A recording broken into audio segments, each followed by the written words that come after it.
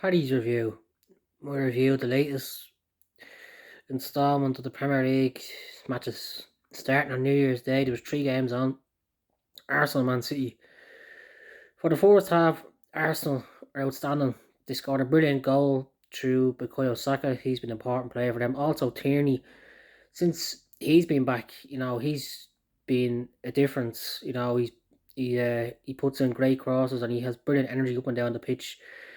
And near the end of the first half, you know, they could have went 2 and up. The positivity of some of the Arsenal players, look, exactly not afraid to take on the City defenders, was brilliant to see.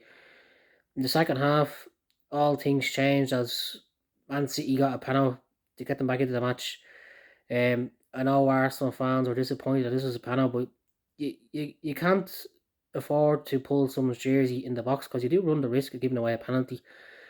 And then Arsenal lost their discipline as Gabriel got sent off. In fairness, Martinelli had a great chance when it was 1-1 to score 2-1. That was a great chance that he missed. But it did look like it was going to be a draw because, in fairness, Arsenal defended well. They got a lot of blocks and tackles in. You thought, in fairness, they deserved to get a point. But you look at the champions, in all sports, they always find a way to win. And what a brilliant goal by Rodri. This is an important win for City. And it's a massive win in the context of the title race, And that's one of the reasons why City are so good because, they win games they don't deserve to win and can score a goal in a moment, which is unbelievable. Also on Saturday, Watford and Spurs.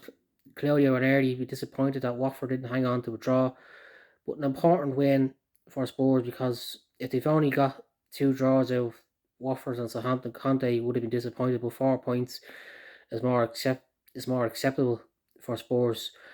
And the half-five match, Crystal Palace and West Ham. This was an entertaining game. In the first half, West Ham were brilliant. Their second goal was unbelievable. Brilliant run by Declan Rice, and what a finish by Lanzini. Unbelievable. And when you think West Ham went 3 up, you thought the game was over. Fair play to Crystal Palace. They kept that, and a brilliant substitution by Patrick Vieira as he brought on Odisi with 10 minutes to go. We got a brilliant assist for Edwards' goal, and then he scored a brilliant free kick. And near the end of the match, Crystal Palace nearly scored another goal. That would have been an unbelievable draw, but it would have been devastating for David Moyes' man if they couldn't win from being 3-0 up. So it got very nearly at the end of the match for West Ham, but they held on to win. On Sunday, Leeds played their first match in 2 weeks, and you think, oh, you wouldn't know how they play, but they played really well. They were high energy. They won the ball back really well. I thought Adam Forshaw was outstanding, and he has to be given a new deal. And they created some great chances through the likes of Rafinha, and Jack Harrison scored a brilliant goal to give Leeds a deserved lead at half time. The second half, you think, oh, Leeds have dominated games before, they don't score the second goal, and that came back to bite them. Bad play by Tyler Roberts for uh, Burnley's goal, where he ducked in the wall. He should have done that, in fairness. And I am a fan of Tyler Roberts, but he was just very disappointing on the day, unfortunately. And fair play to Leeds, I think we've won all our teams hang on to a draw. In fairness, they kept at it, they kept trying to get the ball forward. Click put some great balls in the box, and that's how they got a corner. And what a finish by Stuart Dallas. I know he's had to play all over the pitch this year with injuries, but I do think his best position as midfield. And you look at the 91st minute, you think, oh, we'll play it into the corner, we'll settle for 2-1, but that's not Leeds. Doesn't matter what score it is, what minute of the match it is, they just keep playing the same way, and they scored a brilliant third goal to seal the victory.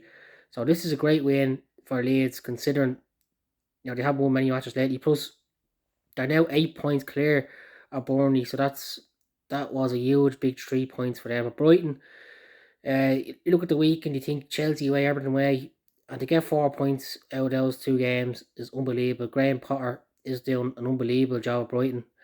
Everton need to be careful they don't get dragged into a relegation battle, considering they haven't been playing much. And also, 2 o'clock, Brentford are making the Brentford Community Stadium a fortress for them. They've been brilliant this season since being back in the Premier League. And half 4, Chelsea, Liverpool, this was an unbelievable game. The first half was end to end. It was a thriller. But it started off with a moment of controversy. Sadio Mane, you know, he elbowed says where Azpilicueta in the face. Uh, people say, oh, because he got away because it was only early on in the match, but he should have been sent off. In fairness, if he was sent off, he wouldn't have scored Liverpool's first goal. But talking about Liverpool at their best, the right hand side of the pitch for Liverpool is so strong. Brilliant assist by Alexander Arnold. And you look at Mo Salah, the goal he scored at the weekend against Chelsea to get 150 goals. Unbelievable. He's brought his game to another level this year. And Mo Salah could have his own goal of the season competition. The goal he scored against Man City, the goal he scored against Watford, and the goal that he scored there against Chelsea last weekend. We're all contenders for goal of the season. But for Chelsea, in fairness, they kept at it.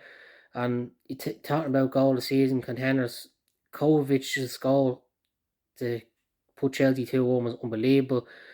A brilliant play by Kante uh, to set up Pulisic for 2-2 at half time. In the second half, two teams kept trying to attack, but the game just fizzled out to be a draw. Chelsea be disappointed that they couldn't win this game considering they were at home. And for Liverpool, there's been a few big games that he likes it when they played Spurs and they played Chelsea, going ahead in games and not hanging on. You have to control games. You have to have good game management, and that's something that Jurgen Klopp would be disappointed about in the last few games.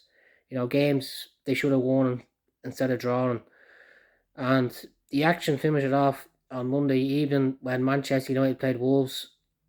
It was a surprise to see Phil Jones back in the team because he actually thought his Manchester United career was over. That was his fourth game in 2 years, so that was uh, strange to see. But he actually played quite well. But in the first half, United's same old story.